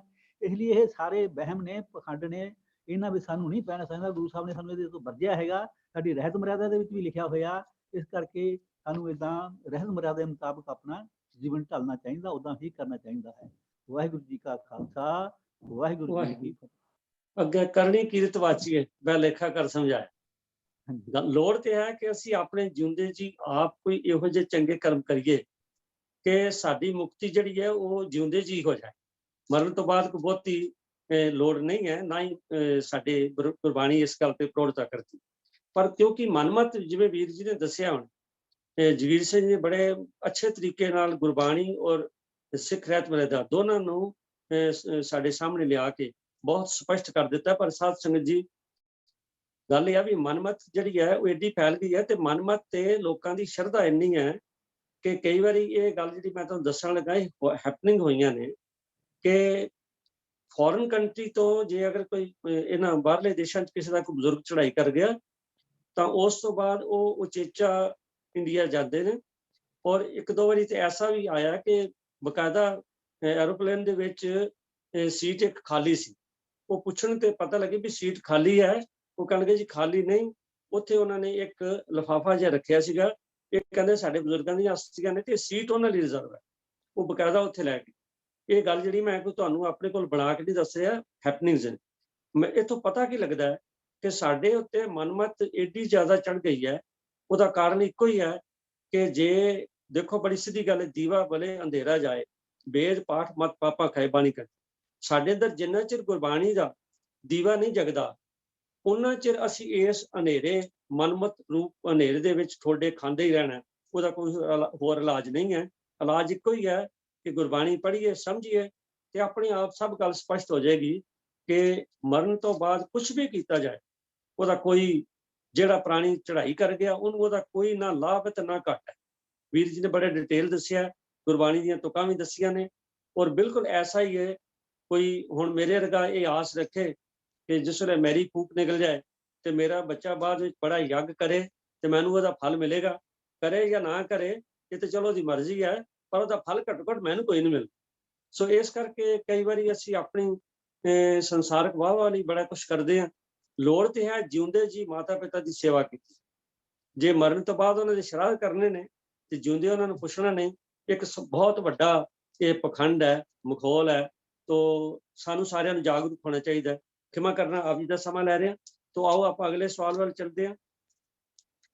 ਅਗਲਾ ਸਵਾਲ ਜਿਹੜਾ ਸਾਧ ਸੰਗਤ ਜੀ, ਉਹ ਬੜੀ ਗੂੜ ਫਿਲਾਸਫੀ ਦਾ, ਇਸ ਲਈ ਮੈਂ ਵੀਰ ਤਜਿੰਦਰ ਸਿੰਘ ਜੀ ਨੂੰ ਕਹਿ ਰਿਹਾ ਕਿ ਸਾਡੇ ਕੋਲ ਸਵਾਲ ਆਇਆ ਵੀਰ ਦਵਿੰਦਰ ਸਿੰਘ ਜੀ ਦਾ USA ਤੋਂ ਕਿ ਮਨ, ਚਿੱਤ, ਬੁੱਧ ਤੇ ਸੁੱਧ, ਇਹਨਾਂ ਬਾਰੇ ਤੁਸੀਂ ਦੱਸੋ ਵੀ ਇਹ ਕੀ ਚੀਜ਼ ਹੈ। ਮਨ, ਚਿੱਤ, ਬੁੱਧ ਤੇ ਸੁੱਧ, ਇਹਨਾਂ ਦੀ ਥੋੜੀ ਵਿਆਖਿਆ ਚਾਹੀਦੀ ਹੈ। ਤਾਂ ਮੈਂ ਬੇਨਤੀ ਕਰਾਂਗਾ ਵੀਰ ਤਜਿੰਦਰ ਸਿੰਘ ਜੀ ਨੂੰ ਇਹਦੇ ਬਾਰੇ ਸਾਨੂੰ ਕਿਰਪਾ ਕਰਕੇ ਦੱਸੋ। ਵਾਹਿਗੁਰੂ ਜੀ ਕਾ ਖਾਲਸਾ, ਵਾਹਿਗੁਰੂ ਜੀ ਕੀ ਫਤਿਹ। ਗੁਰਬਾਣੀ ਦੀ ਅਗਰ ਅਸੀਂ ਸਟੱਡੀ ਕਰੀਏ, ਖੋਜ ਕਰੀਏ, ਤੇ ਸਾਨੂੰ ਗੁਰਬਾਣੀ ਵਿੱਚ ਕਈ ਐਸੇ ਸ਼ਬਦ ਮਿਲ ਜਾਂਦੇ ਨੇ ਜਿਹੜੇ ਸਾਨੂੰ ਮਨ ਦੀ ਇੰਪੋਰਟੈਂਸ ਬਾਰੇ ਦੱਸਦੇ ਹਨ, ਸਾਡੀ ਸੁਰਤ ਔਰ ਬੁੱਧੀ ਬਾਰੇ ਔਰ ਸੁੱਧ ਦੇ ਬਾਰੇ। ਤੇ ਜੇਕਰ ਅਸੀਂ ਇਸ ਨੂੰ ਸਮਝਣਾ ਹੋਵੇ ਤੇ ਗੁਰਬਾਣੀ ਦੇ ਨਾਲ ਸਿੱਖ ਮਿਸ਼ਨਰੀ ਕਾਲਜ ਨੇ ਸਿੱਖ ਧਰਮ ਫਿਲਾਸਫੀ ਦੇ ਉੱਪਰ ਬਹੁਤ ਅੱਛਾ ਕੰਮ ਕੀਤਾ ਹੈ। ਔਰ ਉਸ ਦੇ ਵਿੱਚ ਜੋ ਭਾਗ 5ਵਾਂ ਹੈ, ਉਸ ਦੇ ਅੰਕ 348 ਦੇ ਉੱਪਰ ਮਨ ਕੀ ਹੈ ਲੇਖ ਹੇਠ, ਸਿਰਲੇਖ ਹੇਠ ਇਸ ਦਾ ਵੇਰਵਾ ਦਿੱਤਾ ਗਿਆ ਹੈ। ਮਨ है कि मन संस्कृत लफ्ज जो है, मन संस्कृत मनुष्य, मन ज्ञाने, ਧਾਤੂ ਦਾ ਉਹਦੇ ਵਿੱਚੋਂ ਨਿਕਲਿਆ ਹੈ, ਜਿਸ ਦਾ ਅਰਥ ਹੈ ਕਿ ਸਾਰੀਆਂ ਦਿਮਾਗੀ ਤਾਕਤਾਂ, ਗਿਆਨ, ਸ਼ਕਤੀਆਂ, ਸੰਕਲਪ, ਵਿਕਲਪ, ਸਮਝ, ਬੂਝ, ਸਿਆਣਪ, ਇੱਛਾ, ਵਿਚਾਰ, ਅੰਤःਕਰਨ ਆਦਿਕ ਸਾਰੇ ਮਨ ਵਿੱਚ ਆ ਜਾਂਦੇ ਹਨ। ਪਰ ਮਨ ਨੂੰ ਅੰਤःਕਰਨ ਦਾ 4 ਭੇਦਾਂ ਵਿੱਚ ਇੱਕ ਭੇਦ ਹੀ ਸਮਝਿਆ ਜਾਂਦਾ ਹੈ। ਅੰਤःਕਰਨ ਦੇ 4 ਭੇਦ ਇਸ ਪ੍ਰਕਾਰ ਕੀਤੇ ਜਾਂਦੇ ਹਨ। ਜੇ ਮਹਾਨ ਕੋਸ਼ ਔਰ ਭਾਈ ਵੀਰ ਸਿੰਘ ਜੀ ਔਰ ਡਾਕਟਰ ਗੁਰਚਰਨ ਸਿੰਘ ਜੀ ਦੇ ਜਿਹੜੇ ਹਨ, ਉਹਨਾਂ ਦੇ ਕੋਲੋਂ ਵੀ ਇਸ ਦੀ ਜਾਣਕਾਰੀ ਲਈ ਹੈ, ਤੇ ਉਹਨਾਂ ਵੀ ਤਕਰੀਬਨ ਇਹੀ ਅਰਥ ਜਿਹੜੇ ਹਨ ਇਹਨਾਂ 4 ਜਿਹੜੇ ਲਫ਼ਜ਼ ਹਨ, ਸੁਰਤ, ਮਤ, ਮਨ, ਬੁੱਧ, ਸੁਧ, ਇਹਦੇ ਕੀਤੇ ਹਨ। ਤੋ ਆਓ ਇਸ ਨੂੰ ਪਹਿਲਾਂ ਮਨ ਨੂੰ, ਜਿਹੜਾ ਅੰਤःਕਰਨ ਦਾ ਇੱਕ ਹਿੱਸਾ ਹੈ, ਉਸ ਨੂੰ ਦੇਖੀਏ ਕਿ ਇਹ ਮਨ ਦਾ ਉਹ ਹਿੱਸਾ ਹੈ, ਅੰਤःਕਰਨ ਦਾ ਉਹ ਹਿੱਸਾ ਹੈ ਜਿਸ ਕਰਕੇ ਸੰਕਲਪ ਕਿਸੇ ਕੰਮ ਲਈ ਇਰਾਦਾ ਕਰਨਾ ਔਰ ਫਿਰ ਜੇ ਇਰਾਦਾ ਨਾ ਪੂਰਾ ਕਰਨਾ ਤੇ ਉਸ ਨੂੰ ਢਾ ਦੇਣਾ, ਇਹ ਫੁਰਦੇ ਜਿਹੜੇ ਫੁਰਦੇ ਹਨ, ਇਹ ਉਸ ਅੰਤःਕਰਨ ਦੇ ਮਨ ਜਿਹੜਾ ਰੂਪੀ ਜਿਹੜਾ ਸਿਸਟਮ ਹੈ ਉਹਦੇ ਵਿੱਚ ਆਉਂਦੇ ਹਨ। ਉਸ ਤੋਂ ਬਾਅਦ ਗੱਲ ਹੈ ਬੁੱਧ ਦੀ। ਬੁੱਧ ਹੈ ਜਿਸ ਤੋਂ ਵਿਚਾਰ, ਚੰਗੇ ਮੰਦੇ ਦਾ ਨਿਰਣਾ ਅਤੇ ਨਿਸ਼ਚਾ ਹੁੰਦਾ ਹੈ। ਇਹ ਕਈ ਵਾਰੀ ਜਿਹੜੀ ਅਸੀਂ ਗੁਰਬਾਣੀ ਵਿੱਚ ਇਹੀ ਕਹਿੰਦੇ ਆ ਕਿ ਉੱਤਮ ਮਤ ਮੇਰੇ ਹਿਰਦੇ ਤੂੰ ਆਓ। ਇਹ ਅਸੀਂ ਪ੍ਰੇਰਨਾ ਲੈਂਦੇ ਹਾਂ ਗੁਰਬਾਣੀ ਤੋਂ ਕਿ ਜੇਕਰ ਸਾਨੂੰ ਉੱਤਮ ਸਾਡੀ ਬੁੱਧੀ ਹੋ ਜਾਏਗੀ ਤੇ ਸਾਨੂੰ ਵਿਵੇਕ ਬੁੱਧੀ ਜਿਹਨੂੰ ਕਹਿੰਦੇ ਨੇ, ਉਹਦੇ ਸਾਨੂੰ ਚੰਗੇ ਔਰ ਮਾੜੇ ਜਿਹੜੇ ਫੁਰਨੇ ਤੇ ਕਈ ਤਰੀਕੇ ਦੇ ਮਨ ਵਿੱਚ ਆਉਂਦੇ ਹਨ। ਲੇਕਿਨ ਕਿਹੜਾ ਜਿਹੜਾ ਹੈ ਉਹ ਸਾਨੂੰ ਜੀਵਨ ਵਿੱਚ ਅਪਣਾਉਣਾ ਹੈ, ਉਹ ਕਿਹੜਾ ਨਹੀਂ ਅਪਣਾਉਣਾ, ਉਸ ਨੂੰ ਜਿਹੜੀ ਬੁੱਧ ਰੂਪੀ ਜਿਹੜਾ ਅੰਸ਼ ਹੈ ਅੰਤःਕਰਨ ਦਾ, ਉਹ ਸਾਨੂੰ ਦੱਸਦਾ ਹੈ। ਚਿੱਤ, ਜਿਸ ਕਰਕੇ ਉਹ ਜੋ ਚੀਜ਼ਾਂ ਅਸੀਂ ਦਿਹਾੜੀ ਕਿਸੇ ਰੂਪ ਵਿੱਚ ਵੀ ਦੇਖਦੇ ਹਾਂ ਜਾਂ ਸੁਣਦੇ ਹਾਂ ਜਾਂ ਪੜ੍ਹਦੇ ਹਾਂ, ਉਹ ਸਾਡੇ ਮਨ ਦੇ ਵਿੱਚ ਸਟੋਰ ਹੋ ਜਾਂਦੇ ਹਨ। ਇਹ 2 ਪ੍ਰਕਾਰ ਦੇ ਹੁੰਦੇ ਹਨ, ਇੱਕ ਕੌਨਸ਼ੀਅਸ ਮਾਈਂਡ ਹੁੰਦਾ ਹੈ, ਇੱਕ ਸਬਕੌਨਸ਼ੀਅਸ ਮਾਈਂਡ ਹੁੰਦਾ ਹੈ। ਕੌਨਸ਼ੀਅਸ ਮਾਈਂਡ ਉਹ ਹੁੰਦਾ ਜਿਹੜੀ ਚੀਜ਼ ਸਾਹਮਣੇ ਸਾਨੂੰ ਨਜ਼ਰ ਆਈ ਆ ਉਸ ਵੇਲੇ ਸਾਡੇ ਗਿਆਤ ਵਿੱਚ ਹੁੰਦੀ ਹੈ, ਔਰ ਸਬਕੌਨਸ਼ੀਅਸ ਮਾਈਂਡ ਦੇ ਵਿੱਚ ਜਦੋਂ ਉਸ ਦੀ ਵਰਤੋਂ ਹਟ ਜਾਂਦੀ ਹੈ ਉਸ ਚੀਜ਼ ਦੀ, ਤਾਂ ਉਹ ਸਾਡੇ ਮਨ ਦੇ ਵਿੱਚ ਸਟੋਰ ਹਾਊਸ ਦੇ ਵਿੱਚ ਚਲੀ ਜਾਂਦੀ ਹੈ। ਜਿਵੇਂ ਅਸੀਂ ਕੰਪਿਊਟਰ ਦੇ ਵਿੱਚੋਂ ਕੋਈ ਚੀਜ਼ ਲੱਭਣੀ ਹੋਵੇ ਤੇ ਸਰਚ ਇੰਜਨ ਵਿੱਚ ਜਾ ਕੇ ਲੱਭਦੇ ਹਾਂ, ਤਾਂ ਉਸ ਤਰ੍ਹਾਂ ਸਾਡੇ ਮਨ ਦੇ ਵਿੱਚ ਵੀ ਸਰਚ ਇੰਜਨ ਹੈ ਜਿੱਥੋਂ ਅਸੀਂ ਪੁਰਾਣੀਆਂ ਗੱਲਾਂ ਜਿਹੜੀਆਂ ਹਨ, ਹਿਸਟਰੀ ਜਿਹੜੀ ਹੈ, ਉਹ ਉਸ ਨੂੰ ਅਸੀਂ ਲੱਭਦੇ ਹਾਂ। ਜਿਹੜੇ ਵਾਕਿਆ ਸਾਡੇ ਜੀਵਨ ਵਿੱਚ ਵਾਪਰੇ ਹਨ, ਉਹਨਾਂ ਨੂੰ ਅਸੀਂ ਆਪਣੇ ਜਿਹੜਾ ਚੇਤਨ ਮਨ ਹੈ, ਜਿਹੜਾ ਕੌਨਸ਼ੀਅਸ ਮਾਈਂਡ ਹੈ, ਉਹਦੇ ਵਿੱਚ ਅਸੀਂ ਲਿਆ ਸਕਦੇ ਹਾਂ। ਤੋ ਇਸ ਵਿੱਚ ਇਸ ਜਿਹੜੀ ਚਿੱਤ ਹਿੱਸਾ ਹੈ ਅੰਤःਕਰਨ ਦਾ, ਇਹਦੇ ਵਿੱਚ ਅਸੀਂ ਆਪਣੇ ਜਿਹੜੇ ਐਕਸਪੀਰੀਐਂਸਿਸ ਨੇ, ਆਪਣੇ ਜਿਹੜੇ ਕੰਸੀਡਰਡ ਵਿਊਜ਼ ਨੇ, ਪੱਕੇ ਵਿਊਜ਼ ਨੇ, ਉਹ ਅਸੀਂ ਇਸ ਚਿੱਤ ਦੇ ਵਿੱਚ ਅਸੀਂ ਸਟੋਰ ਕਰਕੇ ਰੱਖਦੇ ਹਾਂ। ਉਸ ਤੋਂ ਬਾਅਦ ਆ ਜਾਂਦੀ ਹੈ ਗੱਲ ਸੁੱਧ ਦੀ। ਤੋ ਸੁੱਧ ਦਾ ਮਤਲਬ ਸਮਝ ਹੈ ਕਿ ਸਾਨੂੰ ਉਸ ਸਾਰੇ ਵਿਚਾਰ ਤੋਂ ਬਾਅਦ, ਵਿਵੇਕ ਬੁੱਧੀ ਕਰਨ ਤੋਂ ਬਾਅਦ ਸਾਨੂੰ ਉਹਦੇ ਵਿੱਚੋਂ ਸਮਝ ਕੀ ਆਇਆ। ਜੋ ਸਮਝ ਆਇਆ ਉਸ ਨੂੰ ਅਸੀਂ ਪ੍ਰੈਕਟੀਕਲ ਆਪਣੇ ਜੀਵਨ ਦੇ ਵਿੱਚ ਧਾਰਨ ਕਰਨਾ ਹੈ। ਤੋ ਇਹਨਾਂ ਗੱਲਾਂ ਦੇ ਵਿੱਚ ਅੱਗੇ ਸਾਨੂੰ ਇਸ ਲੇਖ ਦੇ ਵਿੱਚ ਪਤਾ ਲੱਗਦਾ ਹੈ ਕਿ ਸਾਡੇ ਮਨ ਵਿੱਚ, ਇਹਦੇ ਅੰਤਸ਼ਕਰਨ ਦੇ ਵਿੱਚ ਇੱਕ ਹਿੱਸਾ ਅਹੰਕਾਰ ਦਾ ਵੀ ਹੈ, ਜਿਸ ਤੋਂ ਪਰਮਾਤਮਾ ਨਾਲ ਆਪਣਾ, ਪਦਾਰਥਾਂ ਨਾਲ ਆਪਣਾ ਸੰਬੰਧ ਹੁੰਦਾ ਹੈ, ਮਮਤਾ ਆਦਿ।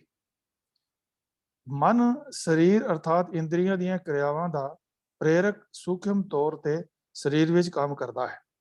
ਇਸ ਮਨ ਦੇ ਕਈ ਪ੍ਰਕਾਰ ਦੇ ਕਰਤੱਵ ਹਨ, ਜਿਵੇਂ ਕਿ ਕਿਸੇ ਚੀਜ਼ ਲਈ ਇੱਛਾ ਕਰਨਾ, ਕਿਸੇ ਕੰਮ ਲਈ ਇਰਾਦਾ ਕਰਨਾ, ਕਿਸੇ ਚੀਜ਼ ਵਿੱਚ ਨਿਸ਼ਚਾ ਲਿਆਣਾ ਜਾਂ ਨਿਸ਼ਚਾ ਤਿਆਗਣਾ, ਇਰਾਦੇ ਨੂੰ ਸਖਤ ਕਰਨਾ ਜਾਂ ਢਿੱਲਾ ਕਰਨਾ, ਸ਼ਰਮ ਮਹਿਸੂਸ ਕਰਨਾ, ਡਰਨਾ ਆਦਿ। ਇਹ ਆਪਣੇ ਸਾਰੇ ਕਰਤੱਵ ਇਰਾਦਿਆਂ ਰਾਹੀਂ ਕਰਦਾ ਹੈ, ਇੰਦਰੀਆਂ ਰਾਹੀਂ ਕਰਦਾ, ਵੱਖ-ਵੱਖ। ਜਿਵੇਂ ਅੱਖ ਦੇਖਣਾ, ਕੰਨ ਨਾਲ ਅਸੀਂ ਸੁਣਦੇ ਹਾਂ, ਨੱਕ ਨਾਲ ਅਸੀਂ ਸੁੰਘਦੇ ਹਾਂ, ਔਰ ਫਿਰ ਜ਼ਬਾਨ ਨਾਲ ਅਸੀਂ ਬੋਲਦੇ ਹਾਂ, ਔਰ ਸਪਰਸ਼ ਨਾਲ ਸਾਨੂੰ ਪਤਾ ਲੱਗਦਾ ਹੈ ਵੀ ਇਹ ਕੀ ਚੀਜ਼ ਕੀ ਹੈ। ਤੋ ਇਹ ਕਰਤੱਵ ਜਿਹੜੀਆਂ ਇਹ ਸਾਰੇ ਇੰਦਰੀਆਂ ਜਿਹੜੀਆਂ ਇਹਦੇ ਮਨ ਦੇ ਰਾਹੀਂ ਇਸ ਨੂੰ ਇਸਤੇਮਾਲ ਕਰਦੇ ਹਨ। ਇਹ ਆਪਣੇ ਸਾਰੇ ਕਰਤੱਵ ਇਹਨਾਂ ਰਾਹੀਂ ਇਹ ਦੇਖਦਾ ਹੈ, ਸੁਣਦਾ ਹੈ, ਸੁੰਘਦਾ ਹੈ, ਚੱਖਦਾ ਹੈ ਅਤੇ ਟੋਹਦਾ ਹੈ। 5 ਇੰਦਰੀ ਕਿਰਿਆ ਦੇ ਹਨ, ਜਿਵੇਂ ਕਿ ਬੋਲਣਾ, ਹਿਲਣਾ, ਜੁਲਣਾ, ਪਕੜਨਾ, ਸਰੀਰ ਵਿੱਚੋਂ ਮੁਆਦ ਆਦਿ ਬਾਹਰ ਕੱਢਣਾ ਅਤੇ ਜੰਮਣਾ। ਮਨ ਚੇਤਨਤਾ, ਕੌਨਸ਼ੀਅਸਨੈਸ ਦਾ ਕੇਂਦਰੀ ਅੰਗ ਹੈ। ਇਹ ਮਨ ਭੌਤਿਕ ਗਿਆਨ ਇੰਦਰੀਆਂ ਰਾਹੀਂ ਪ੍ਰਾਪਤ ਕਰਦਾ ਹੈ। ਇਸ ਪ੍ਰਾਪਤ ਕੀਤੇ ਗਿਆਨ ਨੂੰ ਇਕੱਠਾ ਕਰਦਾ ਹੈ ਅਤੇ ਫਿਰ ਕਿਸੇ ਇੱਕ ਜਾਂ ਬਹੁਤਿਆਂ ਇੰਦਿਆਂ ਰਾਹੀਂ ਕੰਮ ਕਰਦਾ ਹੈ। ਤੋ ਇਹ ਜਿਹੜੀ ਵਿਚਾਰ ਅਸੀਂ ਇਸ ਲੇਖ ਰਾਹੀਂ ਦੇਖੀ ਹੈ, ਇਸ ਤੋਂ ਇਲਾਵਾ ਕਿ ਗੁਰਬਾਣੀ ਵਿੱਚ ਇਹ ਵੀ ਗੱਲ ਆਉਂਦਾ ਹੈ ਕਿ ਇਹ ਜੋ ਇੰਦਰੇ ਹਨ, ਇਹਨਾਂ ਨੂੰ ਡਿਵੈਲਪ ਕੀਤਾ ਜਾਂਦਾ ਹੈ। ਇਹ ਜਿਹੜੀ ਰਾਹ ਇਨਫੋਰਮੇਸ਼ਨ ਜਿਹੜੀ ਹੈ ਸਾਨੂੰ ਮਿਲਦੀ ਹੈ ਆਪਣੇ ਇਹਨਾਂ ਗਿਆਨ ਇੰਦਰੀਆਂ ਜਾਂ ਕਰਮ ਇੰਦਰੀਆਂ ਰਾਹੀਂ, ਇਸ ਨੂੰ ਡਿਵੈਲਪ ਕਿਵੇਂ ਕੀਤਾ ਜਾਣਾ ਹੈ, ਉਹ ਗੁਰਬਾਣੀ ਵਿੱਚ ਵੀ ਅਸੀਂ ਜਿਹੜੀ ਸਰਮਖੰਡ ਦੇ ਵਿੱਚ ਅਸੀਂ ਦੇਖਦੇ ਆ। ਸਰਮਖੰਡ ਦੀ ਬਾਣੀ ਰੂਪ ਤੇ ਇੱਥੇ ਘਾੜਤ ਘੜੀਏ ਬਹੁਤ ਅਨੂਪ, ਇਹਦੀਆਂ ਅਸੀਂ ਗੱਲਾਂ ਕਰਨੇ ਆ। ਜਿੱਥੇ ਘੜੀਏ ਸੁਰਤ ਮਤ ਮਨ ਬੁੱਧ, ਤਿੱਥੇ ਘੜੀਏ ਸੁਰਾ ਸਿਦਾ ਕੀ ਸੁਧ। ਤੇ ਇਹ ਜਿਹੜੀ ਜਿਵੇਂ ਕਿ ਕੋਈ ਰਾਹ ਇਨਫੋਰਮੇਸ਼ਨ ਸਾਡੇ ਕੋਲ ਆਉਂਦੀ ਹੈ, ਕੋਈ ਰਾਹ ਚੀਜ਼ ਹੁੰਦੀ ਹੈ, ਜਿਵੇਂ ਕੋਈ ਪੱਥਰ ਹੈ ਉਹਨੂੰ ਘਾੜਤ ਘੜ ਕੇ ਸੋਹਣੀ ਮੂਰਤ ਬਣ ਜਾਂਦੀ ਹੈ, ਤੇ ਕੋਈ ਜਿਹੜਾ ਹੈ ਹੋਰ ਸਾਡਾ ਜਿਹੜਾ ਬਿਊਟੀ ਕਰਦਾ ਹੈ ਸਾਡੇ ਜਿਹੜੇ ਵਿਚਾਰਾਂ ਨੂੰ। ਤੋ ਇਹ ਸਾਰੇ ਜਿਹੜੇ ਵਿਚਾਰ ਹਨ ਜੋ ਸਾਡੇ ਅੰਤਸ਼ਕਰਨ ਵਿੱਚ ਆਉਂਦੇ ਹਨ, ਇਸ ਨੂੰ ਗੁਰੂ ਜਿਹੜਾ ਹੈ ਜਦੋਂ ਅਸੀਂ ਗੁਰੂ ਦੇ ਕੋਲ ਅਰਪਣ ਕਰਦੇ ਹਾਂ ਤੇ ਗੁਰੂ ਆਪਣੇ ਗਿਆਨ ਰਾਹੀਂ ਇਸ ਨੂੰ ਤਰਾਸ਼ਦਾ ਹੈ। ਇੱਥੇ ਘੜੀਏ ਸੁਰਤ ਮਤ ਮਨ ਬੁੱਧ। ਇਹ ਅਖੀਰ ਤੇ ਮਹਾਰਾਜ ਨੇ ਜਪਜੀ ਸਾਹਿਬ ਵਿੱਚ ਫਰਮਾਇਆ ਕਿ ਜਤ ਪਹਾਰਾ ਤੇਰੇ ਸੁਨਿਆਰ ਐਰਨ ਮਤ ਵੇਦ ਹਥਿਆਰ ਪਾਉ ਖਲਾ ਗਨ ਤਪਤਾਓ ਪਾਂਡਾ ਪਾਓ ਅੰਮ੍ਰਿਤ ਤਿਤ ਢਾਲ ਘੜੀਏ ਸ਼ਬਦ ਸੱਚੀ ਟਕਸਾਲ। ਤੋ ਇਹ ਜਿਹੜੇ ਸਾਡੇ ਮਨ ਵਿੱਚ ਵਿਚਾਰ ਗਿਆਨ ਇੰਦਰੀਆਂ ਰਾਹੀਂ ਆਉਂਦੇ ਹਨ, ਇਹ ਜਦੋਂ ਅਸੀਂ ਗੁਰੂ ਦੇ ਲੜ ਲੱਗਦੇ ਹਾਂ ਤੇ ਗੁਰੂ ਆਪਣੇ ਗਿਆਨ ਰਾਹੀਂ ਇਹਨਾਂ ਸਾਰਿਆਂ ਨੂੰ ਰਿਫਾਈਨ ਕਰਦਾ ਹੈ ਔਰ ਸਾਨੂੰ ਸਮਝਾਉਂਦਾ ਹੈ ਕਿ ਅਸੀਂ ਇਸ ਨੂੰ ਆਪਣੇ ਜੀਵਨ ਵਿੱਚ ਕਿਵੇਂ ਵਰਤਣਾ ਹੈ, ਔਰ ਉਹ ਤਬਦੀਲੀਆਂ ਕਿਵੇਂ ਸਾਡੇ ਜੀਵਨ ਵਿੱਚ ਆਉਂਦੀਆਂ ਹਨ। ਉਹ ਮੰਨੇ ਕੀ ਪੌੜੀ ਜਿਹੜੀ ਜਪਜੀ ਸਾਹਿਬ ਹੈ ਉਹਦੇ ਵਿੱਚ ਵੀ ਇਸ ਦਾ ਜ਼ਿਕਰ ਹੈ। ਔਰ ਫਿਰ ਇੱਕ ਸ਼ਬਦ ਗੁਰਬਾਣੀ ਦੇ ਅੰਦਰ ਹੈ, ਫੀਲ ਰਬਾਬੀ ਬਲਦ ਪਖਾਵਜ ਕਊਆ ਤਾਲ ਬਜਾਵੇ ਪਹਿਰ ਚੋਲਣਾ ਗਧਾ ਨਾਚੇ ਪੈਸਾ ਭਗਤ ਕਰਾਵੇ। ਤੋ ਇਹ ਸ਼ਬਦ ਵਿੱਚ ਵੀ ਸਾਨੂੰ ਸੇਧ ਮਿਲਦੀ ਹੈ ਕਿ ਸਾਡਾ ਮਨ ਦੇ ਜਿਹੜੇ ਇਹ ਇਨਫੋਰਮੇਸ਼ਨ ਲੈ ਕਰਕੇ ਸਾਡੇ ਮਨ ਵਿੱਚ ਹੰਕਾਰ ਪੈਦਾ ਹੋ ਜਾਂਦਾ ਹੈ, ਹਉਮੈ ਜਿਹੜੇ ਕਾਮ ਕ੍ਰੋਧ ਲੋਭ ਮੋਹ ਹੰਕਾਰਨ, ਉਹ ਕਿਵੇਂ ਤਬਦੀਲੀਆਂ ਆ ਜਾਂਦੀਆਂ ਹਨ। ਤੇ ਫਿਰ ਇੱਕ ਜਿਹੜਾ ਇਹ ਕੱਚੀ ਜਿਹੜੀ ਹੈ ਉਹ ਆਬਰੇ ਵਰਗੀ ਜਿਹੜੀ ਹੈ ਖਖੜੀ ਹੈ, ਉਹ ਕਿਵੇਂ ਸਵਾਦਲੇ ਅੰਬ ਦੇ ਵਿੱਚ ਤਬਦੀਲ ਹੋ ਜਾਂਦੀ ਹੈ।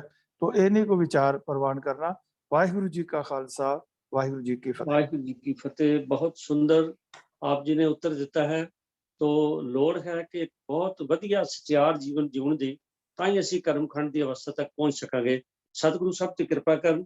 ਤੋ ਸਮਾਂ ਕਿਉਂਕਿ ਬੜਾ ਲਿਮਟਿਡ ਹੁੰਦਾ ਹੈ, ਸਵਾਲ ਇਸ ਕਰਕੇ ਕੋਸ਼ਿਸ਼ ਕੀਤੀ ਜਾਂਦੀ ਹੈ ਕਿ ਸਵਾਲ ਦਾ ਉੱਤਰ ਜਿਹੜਾ ਬਰੀਫ ਦਿੱਤਾ ਜਾਏ ਤਾਂ ਜੇ ਬਹੁਤ ਸਾਰੇ ਸਵਾਲ ਜਿਹੜੇ ਨੇ ਉਹ ਅਕੋਮੋਡੇਟ ਹੋ ਸਕਣ। ਤੋ ਅਗਲਾ ਸਵਾਲ ਜਿਹੜਾ ਸਾਧ ਸੰਗਤ ਜੀ ਉਹ ਜਸਵੀਰ ਸਿੰਘ USA ਤੋਂ ਪੁੱਛਦੇ ਨੇ ਕਿ ਜਿਹੜੇ ਮਨੁੱਖ ਵਾਹਿਗੁਰੂ ਜੀ ਅਨੁਸਾਰ ਇਮਾਨਦਾਰੀ ਦਾ ਜੀਵਨ ਜਿਉਂਦੇ ਨੇ, ਉਹਨਾਂ ਨੂੰ ਪਾਪ ਪੁੰਨ ਦਾ ਅਨੁਭਵ ਕਿਵੇਂ ਹੋਏਗਾ?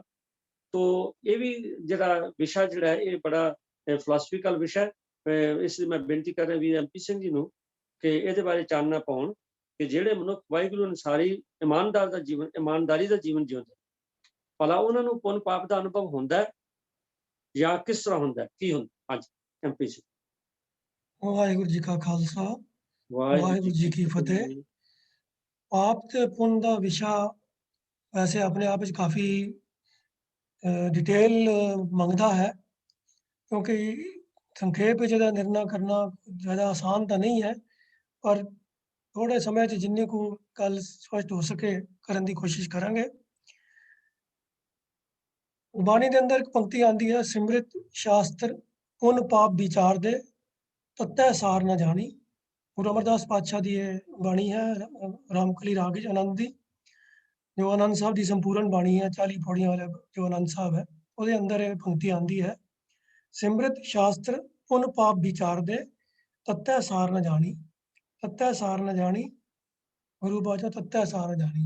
ਇਹ ਗੁਣੀ ਸੰਸਾਰ ਪਰਮ ਸੁੱਤਾ ਸੁਤਿਆ ਰਹਿਣ ਮਿਹਾਣੀ। तो ਗੁਰੂ ਸਾਹਿਬ ਫਰਮਾ ਰਹੇ ਹਨ ਕਿ ਭਈ ਇਹ ਪਾਪ ਪੁੰਨ ਦੀ ਵਿਚਾਰ ਬੜੇ ਸਮਿਆਂ ਤੋਂ ਹੁੰਦੀ ਆ ਰਹੀ ਹੈ। ਪੁਰਾਤਨ ਜਿਹੜੇ ਸਨਾਤਨ ਮਤ ਦੇ ਧਾਰਮਿਕ ਗ੍ਰੰਥ ਨੇ ਉਹ ਵੀ ਇਹਨਾਂ ਦੀ ਵਿਚਾਰ ਦੇ ਵਿੱਚ ਉਲਝੇ ਰਹੇ ਹਨ, ਪਰ ਤੱਤ ਦੇ ਵਾਲੇ ਪਾਸੇ ਉਹਨਾਂ ਦਾ ਧਿਆਨ ਘਟ ਗਿਆ ਹੈ। ਉਹ ਤੱਤ ਗੁਰੂ ਸਾਹਿਬ ਦੇ ਅਨੁਸਾਰ ਕੀ ਹੈ, ਉਹ ਗੁਰਬਾਣੀ 'ਚ ਅਨੇਕਾਂ ਸ਼ਬਦਾਂ ਵਿੱਚ, ਅਨੇਕਾਂ ਪੰਕਤੀਆਂ ਦੇ ਵਿੱਚ ਬਾਰ-ਬਾਰ ਇਹ ਗੱਲ ਦ੍ਰਿੜ ਕਰਵਾਈ ਗਈ ਹੈ ਕਿ ਮਨੁੱਖਾ ਜੀਵਨ ਦਾ ਮੁੱਖ ਮਕਸਦ ਹੈ ਜੀਵ ਆਤਮਾ ਦਾ ਪਰਮਾਤਮਾ ਦੇ ਨਾਲ ਅਭੇਦ ਹੋਣਾ, ਔਰ ਉਸ ਦਾ ਢੰਗ ਹੈ ਉਹਦੀ ਸਿਫਤ ਸਲਾਹ ਵਿੱਚ ਜੁੜਨਾ, ਉਹਦੀ ਵਡਿਆਈਆਂ ਦੇ ਨਾਲ ਜੁੜਨਾ।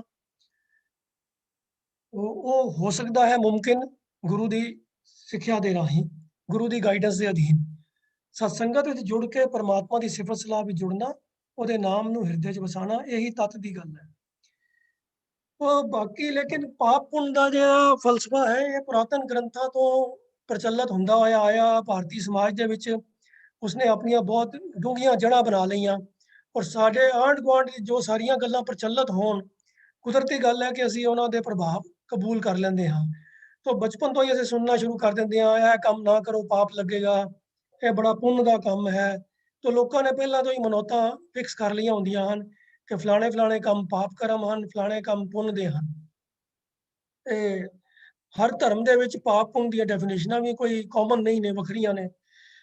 ਫੋਰ ਐਗਜ਼ਾਮਪਲ ਇਸਲਾਮ ਮਤ ਦੇ ਅੰਦਰ ਬਕਰੀਦ ਵਾਲੇ ਦਿਨ ਉਹ ਜਾਨਵਰ ਦੀ ਕੁਰਬਾਨੀ ਕਰਨਾ, ਦੁੰਬਾ ਕੱਟ ਕੇ ਪੇਸ਼ ਕਰਨਾ, ਉਹਨੂੰ ਬੜਾ ਸਵਾਬ ਦਾ ਕੰਮ ਸਮਝਦੇ ਹਨ। ਔਰ ਜੈਨ ਮਤ ਔਰ ਵੈਸ਼ਨਵ ਜਿਹੜੇ ਨੇ ਉਹ ਤਾਂ ਇਸ ਗੱਲ ਨੂੰ ਸੁਣ ਕੇ ਹੀ ਕੰਬ ਜਾਣਗੇ, ਲੈ ਜੀਵ ਹੱਤਿਆ ਕਰ ਰਹੇ ਹੋ, ਇਹ ਤਾਂ ਬਹੁਤ ਵੱਡਾ ਪਾਪ ਹੈ। ਤਾਂ ਹੁਣ ਇੱਕੋ ਹੀ ਕਰਮ ਹੋ ਰਿਹਾ ਹੈ, ਉਹਨੂੰ ਇੱਕ ਮਜ਼ਹਬ ਵਾਲੇ ਪੁੰਨ ਸਵਾਬ ਸਮਝ ਰਹੇ ਨੇ, ਦੂਜੇ ਮਜ਼ਹਬ ਵਾਲੇ ਉਸਨੂੰ ਘੋਰ ਪਾਪ ਸਮਝ ਰਹੇ ਨੇ। ਫਿਰ ਜੈਨ ਮਤ ਦੇ ਵਿੱਚ ਵੀ ਕੁਝ ਐਸੇ ਫਿਰਕੇ ਨੇ ਜਿਹੜੇ ਈਵਨ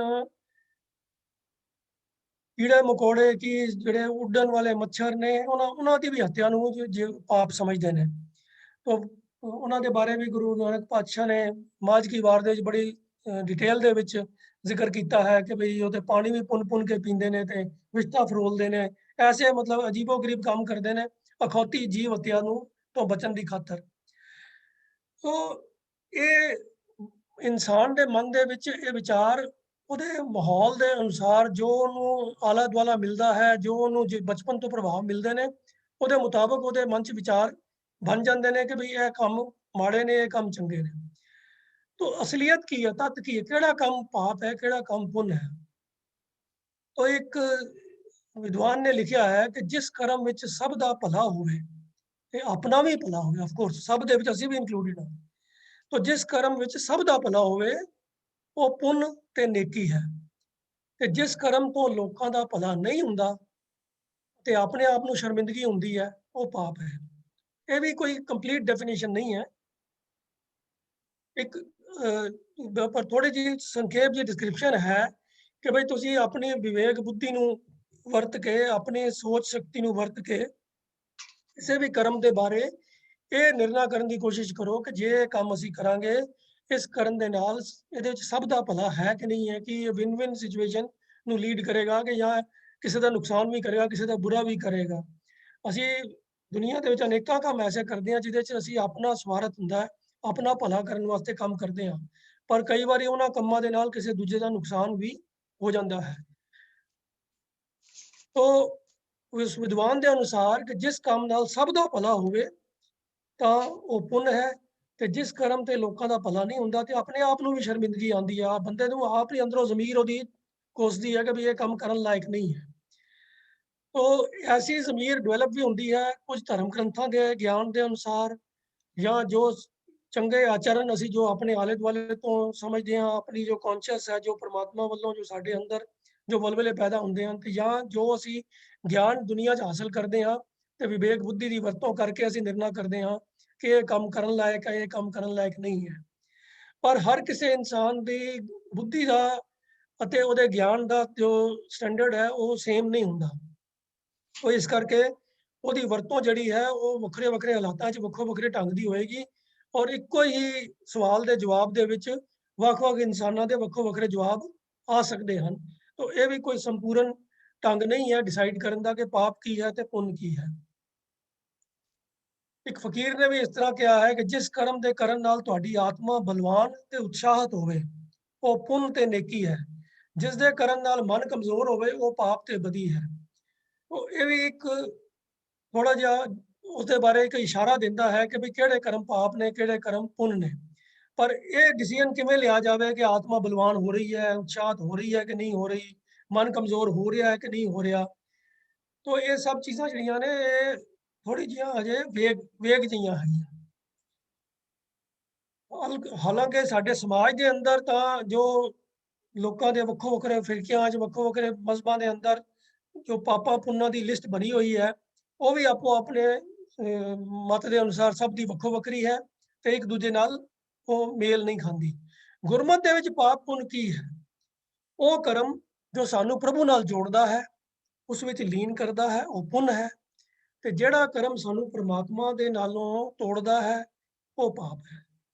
ਉਹ ਇੰਨਾ ਹੀ ਅਗਰ ਜੇ ਅਸੀਂ ਕਸੌਟੀ ਬਣਾ ਲਈਏ ਆਪਣੇ ਜੀਵਨ ਵਿੱਚ, ਤੇ ਜਿੰਨੀ ਨਾਮ ਵਿਸਾਰਿਆ ਬਹੁ ਕਰਮ ਕਮਾਵੇ ਹੋਰ, ਨਾਨਕ ਜੰਪੁਰ ਬੱਧੇ ਮਾਰੀਆਂ ਜੋ ਸੰਨੀ ਉੱਪਰ ਚੋਰ। ਭਾਵ ਕੀ ਹੈ ਕਿ ਜਿਨ੍ਹਾਂ ਨੇ ਪ੍ਰਭੂ ਦੇ ਨਾਮ ਨੂੰ ਭੁਲਾ ਦਿੱਤਾ ਹੈ ਤੇ ਪ੍ਰਭੂ ਦੇ ਨਾਮ ਨੂੰ ਭੁਲਾ ਕੇ ਹੋਰ ਕਰਮਾਂ ਦੇ ਵਿੱਚ ਖਚਤ ਹਨ, ਚਾਹੇ ਉਹ ਸਿਰਫ ਮਾਇਆ ਕਮਾਉਣ ਦੇ ਹਨ, ਚਾਹੇ ਦੁਨਿਆਵੀ ਪਦਾਰਥ ਇਕੱਠੇ ਕਰਨ ਦੇ ਹਨ, ਤੇ ਚਾਹੇ ਆਪਣੀ ਪ੍ਰਭੂ ਸੱਤਾ ਕਾਇਮ ਕਰਨ ਵਾਸਤੇ ਹੈ। ਜਿਹੜੇ ਵੀ ਕਰਮ ਪ੍ਰਭੂ ਦੇ ਨਾਮ ਨੂੰ ਭੁਲਾ ਕੇ ਹਨ, ਉਹ ਸਾਰਿਆਂ ਦੇ ਅੰਦਰ ਕੋਈ ਨਾ ਕੋਈ ਐਸੀ ਐਕਟੀਵਿਟੀ, ਐਸੀ ਕਿਰਿਆ ਜ਼ਰੂਰ ਹੋਏਗੀ ਜਿਹੜੀ ਕਿਸੇ ਨਾ ਕਿਸੇ ਇਨਸਾਨੀ ਹਿੱਸੇ ਨੂੰ ਨੁਕਸਾਨ ਪਹੁੰਚਾਏਗੀ, ਕਿਸੇ ਨੂੰ ਦੁੱਖ ਪਹੁੰਚਾਏਗੀ, ਕਿਸੇ ਦਾ ਬੁਰਾ ਕਰਵਾਏਗੀ, ਕਿਉਂਕਿ ਉਹ ਕਰਮ ਵਿਕਾਰਾਂ ਦੇ ਅਧੀਨ ਹੋਏਗਾ। तो ਜਿਹੜੇ ਹੋਰ ਕਰਮ ਨੇ ਪ੍ਰਭੂ ਦੇ ਨਾਮ ਨੂੰ ਭੁਲਾ ਕੇ ਉਹ ਕਰਨ ਦੇ ਕਰਕੇ ਫਿਰ ਉਸ ਫਲ ਤੇ ਉਹਦਾ ਭੁਗਤਣਾ ਹੀ ਪੈਣਾ, ਕਿਉਂਕਿ ਇਹ ਤਾਂ ਅਟਲ ਸਿਧਾਂਤ ਗੁਰਬਾਣੀ ਵਿੱਚ ਦ੍ਰਿੜ ਕਰਵਾਇਆ ਹੀ ਹੈ ਕਿ ਆਪੇ ਬੀਜ ਆਪੇ ਹੀ ਖਾਓ। तो ਇਸ ਕਰਕੇ ਇਹ ਇਸ ਸਿਧਾਂਤ ਤੋਂ ਤਾਂ ਬਚਿਆ ਨਹੀਂ ਜਾ ਸਕਦਾ। ਜੋ ਕੋਈ ਕਰਮ ਕਰਦਾ ਹੈ ਉਹਦਾ ਫਲ ਉਹਨੂੰ ਭੁਗਤਣਾ ਹੀ ਪੈਂਦਾ ਹੈ। ਕਾਜ਼ ਐਂਡ ਇਫੈਕਟ ਜਿਹੜਾ ਪ੍ਰਿੰਸੀਪਲ ਹੈ ਉਹ ਤਾਂ ਲਾਗੂ ਹੈ ਹੀ ਹੈ, ਪਰ ਇਹਦੇ ਨਿਰਣਾ ਕਰਨ ਵਾਸਤੇ ਕਿ ਕਿਹੜਾ ਕੰਮ ਕਰਨ ਲਾਇਕ ਹੈ ਤੇ ਕਿਹੜਾ ਕੰਮ ਕਰਨ ਲਾਇਕ ਨਹੀਂ ਹੈ। तो ਜਿਹੜਾ ਕਰਮ ਸਾਨੂੰ ਪ੍ਰਭੂ ਪਰਮਾਤਮਾ ਦੇ ਨੇੜੇ ਕਰਦਾ ਹੈ, ਉਹਦੀ ਯਾਦ ਦੇ ਨਾਲ ਜੋੜਦਾ ਹੈ, ਉਹ ਕਰਨ ਲਾਇਕ ਹੈ, ਉਹ ਪੁੰਨ ਹੈ। ਤੇ ਜਿਹੜਾ ਕਰਮ ਪਰਮਾਤਮਾ ਦੀ ਯਾਦ ਤੋਂ ਸਾਨੂੰ ਤੋੜਦਾ ਹੈ, ਉਹ ਪਾਪ ਹੈ। ਪਰ ਇੱਕ ਕਸੌਟੀ ਅਸੀਂ ਹੋਰ ਵਰਤ ਸਕਦੇ ਹਾਂ ਕਿ ਜੇ ਕੋਈ ਕੰਮ ਅਸੀਂ ਆਪਣੇ ਵੱਲੋਂ ਪੁੰਨ ਸਮਝ ਕੇ ਕਰ ਰਹੇ ਹਾਂ, ਪਰ ਕਰਦੇ ਹਾਂ ਉਸੇ ਭਾਵਨਾ ਦੇ ਅਧੀਨ, ਜਿਸ ਭਾਵਨਾ ਦੇ ਅਧੀਨ ਅਸੀਂ ਆਮ ਤੌਰ ਤੇ ਪਾਪ ਕਰਮ ਕਰਦੇ ਹਾਂ, ਤਾਂ ਉਹ ਪੁੰਨ ਵੀ ਪਾਪ ਵਰਗਾ ਹੀ ਹੈ। ਆਮ ਤੌਰ ਤੇ ਸਾਡੇ ਜਿਹੜੇ ਪਾਪ ਕਰਮ, ਮਾੜੇ ਕਰਮ ਹੁੰਦੇ ਨੇ, ਉਹ ਹਉਮੈ ਦੇ, ਹੰਕਾਰ ਦੇ ਅਧੀਨ ਹੁੰਦੇ ਨੇ, ਲੋਭ ਦੇ ਅਧੀਨ ਹੁੰਦੇ ਨੇ, ਵਿਸ਼ੇ ਵਿਕਾਰਾਂ ਦੇ ਹੋਰਾਂ ਦੇ ਅਧੀਨ ਹੁੰਦੇ ਨੇ।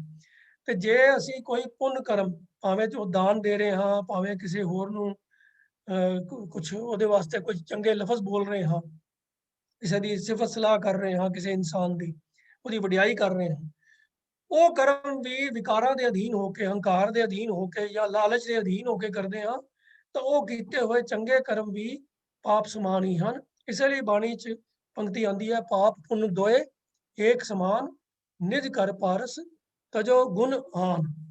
ਉਹ ਜੇ ਪਾਪ ਕਰਨ ਦੇ ਪਿੱਛੇ ਜਿਹੜੇ ਵਿਕਾਰ ਨੇ, ਉਹੀ ਵਿਕਾਰ ਪੁੰਨ ਦੀ ਕਿਰਿਆ ਦੇ ਅੱਗੇ ਦੇ ਪਿੱਛੇ ਵੀ ਉਹੀ ਭਾਵਨਾ ਕੰਮ ਕਰ ਰਹੀ ਹੋਵੇ, ਤਾਂ ਉਸ ਪੁੰਨ ਔਰ ਪਾਪ ਵਿੱਚ ਕੋਈ ਫਰਕ ਨਹੀਂ ਹੈ। ਤਾਂ ਸਭ ਅੰਤ ਵਿੱਚ ਕਨਕਲੂਜਨ ਵਿੱਚ ਗੱਲ ਇਹੀ ਜਿਹੜੀ ਹੈ, ਜਿਹਦੇ ਤੇ ਜ਼ੋਰ ਦੇਣਾ ਬੰਦਾ, ਜਿਹਦੇ ਤੇ ਧਿਆਨ ਰੱਖਣਾ ਬੰਦਾ ਹੈ ਕਿ ਜੋ ਕਿਰਿਆ ਹੈ, ਜੋ ਕਰਮ ਹੈ, ਉਹ ਇੰਪੋਰਟੈਂਟ ਨਹੀਂ ਹੈ, ਉਹਦੇ ਪਿੱਛੇ ਜੋ ਭਾਵਨਾ ਹੈ ਉਹ ਇੰਪੋਰਟੈਂਟ ਹੈ। ਜਿਸ ਵਜ੍ਹਾ ਦੇ ਨਾਲ, ਜਿਸ ਇੱਛਾ ਦੇ ਨਾਲ, ਜਿਸ ਭਾਵਨਾ ਦੇ ਅਧੀਨ ਕੋਈ ਕੰਮ ਕੀਤਾ ਜਾ ਰਿਹਾ ਹੈ, ਅਗਰ ਜੇ ਉਹ ਭਾਵਨਾ ਦੇ ਵਿੱਚ ਸਰਬੱਤ ਦੇ ਭਲੇ ਦੀ ਭਾਵਨਾ ਹੈ, ਪ੍ਰਭੂ ਪਰਮਾਤਮਾ ਦੇ ਨਾਲ ਪਿਆਰ ਦੀ ਭਾਵਨਾ ਹੈ, ਤਾਂ ਉਹ ਕਰਮ ਪੁੰਨ ਹੈ। ਜੇ ਉਹਦੇ ਅੰਦਰ ਆਪਣੀ ਹਉਮੈ ਦਾ ਕੋਈ ਪ੍ਰਗਟਾਵਾ ਹੈ, ਹਉਮੈ ਦੇ ਅਧੀਨ ਹੈ, ਤਾਂ ਫਿਰ ਉਹ ਕਰਮ ਪਾਪ ਹੈ। ਉਹ ਇਤਨੇ ਹੀ ਬਚਨ ਪ੍ਰਵਾਨ ਕਰਨਾ ਜੀ। ਬਾਕੀ ਇਹ ਵਿਸ਼ਾ ऐसा है ਜਿਹਨੂੰ ਬਹੁਤ ਜ਼ਿਆਦਾ ਸਮਾਂ और बहुत डिटेल ਵਿੱਚ ਇਹਦੀ ਪੁੰਛਾਣ ਕਰਨੀ ਬਣਦੀ ਹੈ, ਪਰ ਜਿੰਨਾ ਕੋਈ ਇਸ ਪਰ ਹੋ ਸਕਿਆ ਹੈ ਉਤਨੇ ਹੀ ਪ੍ਰਵਾਨ ਕਰੋ ਜੀ।